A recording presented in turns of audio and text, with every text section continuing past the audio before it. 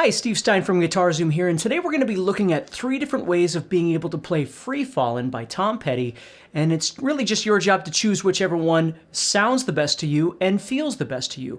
So make sure that you check out guitar-zoom.com, and if you like this video, please like it, share it, and subscribe to the channel.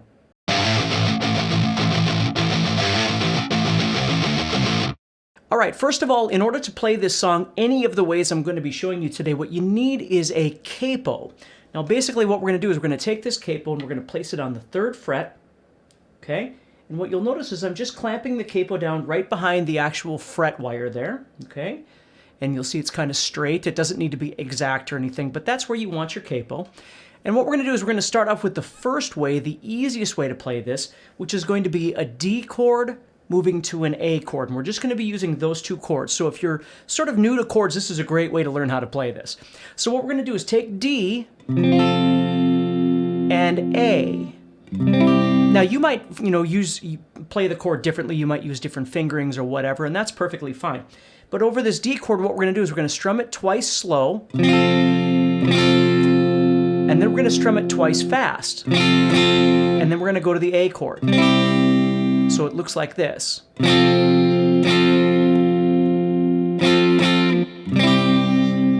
Now, in order to make it sound a little more realistic to the song, what we need to do is add this pinky on. And what we're going to do is place it on the 1st string right underneath the 3rd finger. So what we're going to do is on those 2 slow strums, we're going to play 1 strum with it off, and then 1 strum with it on.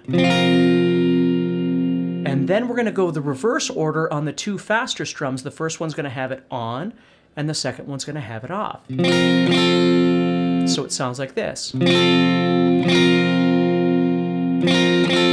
then you're going to go to your A. Now again, whatever fingers you use is perfectly fine. So we have...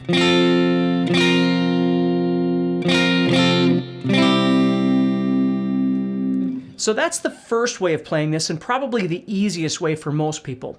Let me show you a second way to do this, and it would be involving full chords. And what we're going to do is we're going to move from D to G, and then, now you might play G with 3 fingers or something like that. What I'm doing is I'm playing it with 4 fingers. So my 3rd finger stays here, the pinky goes underneath, and then I play the top of the G chord. So I have,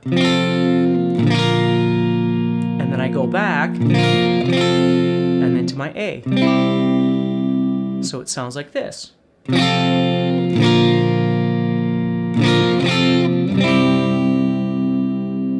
Now, obviously, you need to be a little bit faster at your chords to be able to make those changes, which is okay. And if you like the sound of that better, play it that way.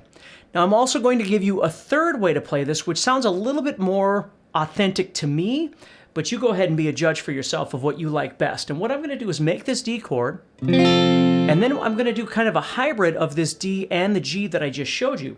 So I'm going to take this D, I'm going to put my pinky down, like we did in both the first examples. And then what I'm going to do is take my middle finger and I'm going to come all the way up to the 6th string, like the top of a G chord. But I'm going to kill or deaden this 5th string so you don't hear it. So it's like the D that we did in the first example, but instead of just leaving this here and leaving this middle finger right here, I'm going to take that middle finger, I'm going to place it up here and strum everybody. Again, deadening out that 5th string.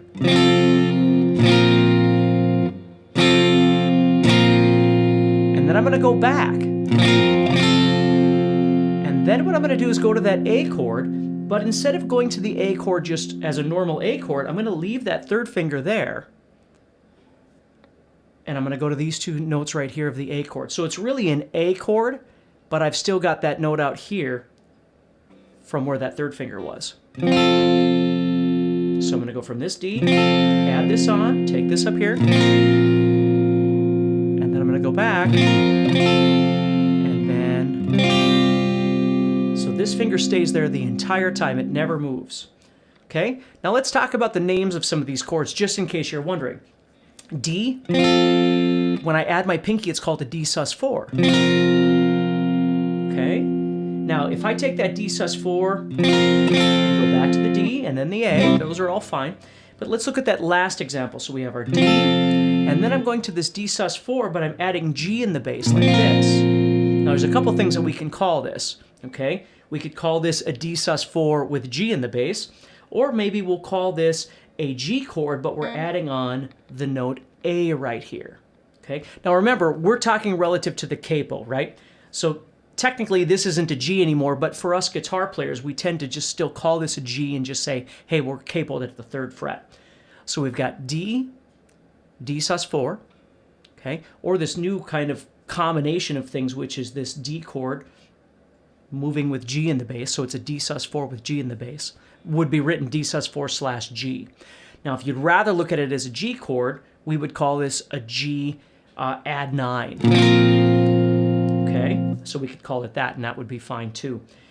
Again, I don't really worry about the labels of it. What's most important for me is that you know how to play it and you can have some fun. And then when we go to this last chord, this would be an A sus4. That's what that would be called.